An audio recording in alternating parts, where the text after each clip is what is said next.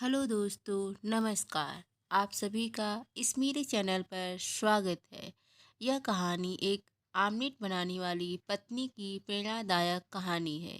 एक गांव में अभिराम और सोनाक्षी नाम का पति पत्नियों का जोड़ा रहता था।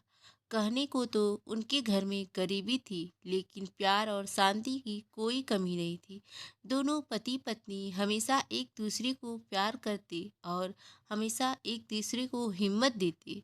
अभिराम बाहर के सभी कामों को समेटता था और सोनाक्षी घर गृहस्थी का सारा काम बड़ी कुशलता से पूरा कर लेती थी। अभिराम एक छोटी सी नौकरी करता था, जिससे उनके परिवार का गुजारा हो पाता था। एक दिन अभिराम अपने काम पर से वापस लौटता और सोनाक्षी को अपनी सालगिरह पर एक तोहफा भेंट करता है। जब सोनाक्षी उस तोहफे को खोलती है तो उसमें से एक स्त्री बाहर आती है। सोनाक्षी कहती है, सालगिरह पर भी कोई किसी को ये स्त्री देता है क्या? आप भी ना। जवाब में अभिराम कहता है, देखना, यह तो स्त्री तुम्हारे काम को बहुत आसान करेगी। और वैसे भी अब मैं एक नए काम पर शिफ्ट हो रहा हूँ, तो वहाँ पर अच्छे अच्छे लोग आसपास रहेंगे, तो इससे मेरे कपड़ों पर इस्त्री भी हो जाएगी, तो मेरे कपड़े भी अच्छे लगेंगे। इसी तरह उनका समय व्यतीत हो रहा था। लेकिन कहते हैं ना, समय एक जैसा कभी नहीं होता। कभी दुख तो कभी सुख चलता रहता है। एक दिन अभिराम काम पर गया हुआ था, लेकिन दुर्घटनावश उसका कार एक्सीडेंट हो गया। एक्सीडेंट इतना बुरी तरह से हुआ था कि उसे बिस्तर पकड़ना पड़ा। अब उनके घर की आर्थिक स्थिति बहुत ही नाजुक हो चुकी थी, क्योंकि घर में कमाने वाला केवल अभिराम ही था। सोनाक्षी अब बिल्कुल टूट चुकी थी, क्योंकि अब घर की सारी जिम्मेदारी और पति की दवाइयों का खर्चा, पूरा बोझ उसके कंधों पर आ गया था। घर पर बैठकर कुछ नहीं होगा, इसलिए बहुत सोच समझकर वह घर से बाहर जाती है और गांव में उसे सड़क के ठीक सामने एक झोपड़ी दिखाई देती है। वह उस झोपड़ी में जाती है और स्वादिष्ट आमलेट भंडार का एक बोर्ड टांग देती है। सोनाक्षी की एक कला बहुत ही अच्छी थी।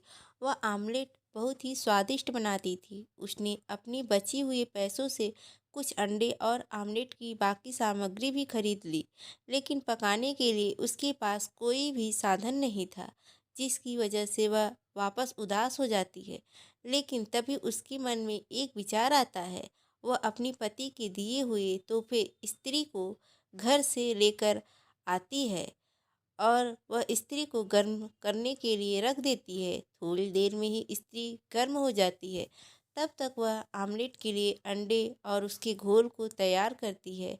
वह तुरंत इस घोल को स्त्री पर डालती है। स्त्री गर्म होने के कारण वह तुरंत आमलेट पका देती है।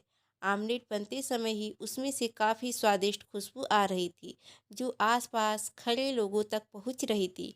लोग उस खुशबू को सूंघकर सोनाक्षी की झोपड़ी की तरफ बढ़ते हैं और थोड़ी ही देर में काफ़ी भीड़ इकट्ठा हो जाती है।